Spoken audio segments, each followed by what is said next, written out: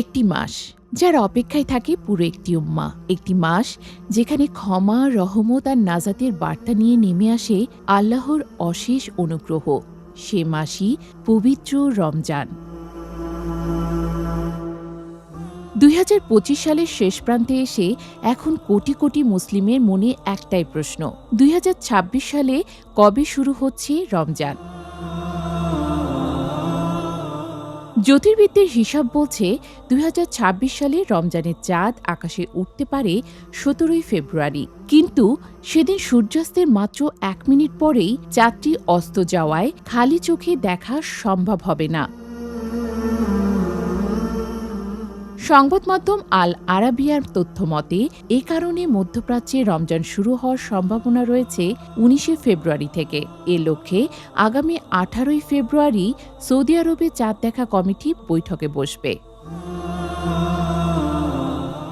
আল আরাবিয়ার প্রতিবেদনে আরও বলা হয়েছে, সৌদি আরবে ঈদুল ফিতর পালিত হতে পারে 20 মার্চ শুক্রবার। আর যেহেতু মধ্যপ্রাচ্যের একদিন পর বাংলাদেশে সাধারণত রোজা ও ঈদ পালিত হয়, তাই বাংলাদেশে 20 ফেব্রুয়ারি শুক্রবার রমজানের প্রথম দিন এবং 21 মার্চ শনিবার ঈদুল ফিতর পালিত হওয়ার প্রবল সম্ভাবনা রয়েছে। রমজানের পাশাপাশি জানা গেছে ঈদুল আজহার সম্ভাব্য তারিখও। 2026 সালে জিলহাজ মাসের চাঁদ দেখা যেতে পারে 16 মে। এর ভিত্তিতে জিলহাজ শুরু হবে 17 মে এবং 26 মে মঙ্গলবার ঈদুল আজহা উদযাপিত হতে পারে। পূর্বাঞ্চলীয় দেশগুলোতে ঈদ হতে পারে একদিন পরে, 27 মে বুধবার। তবে মনে রাখতে হবে, রমজান ও ঈদের চূড়ান্ত ঘোষণা দেয় প্রতিটি দেশের নিজস্ব ধর্মীয় কর্তৃপক্ষ। বাংলাদেশেও 1447 হিজরির 29 শাবান চাঁদ দেখার পরেই নির্ধারিত হবে রমজানের আনুষ্ঠানিক তারিখ।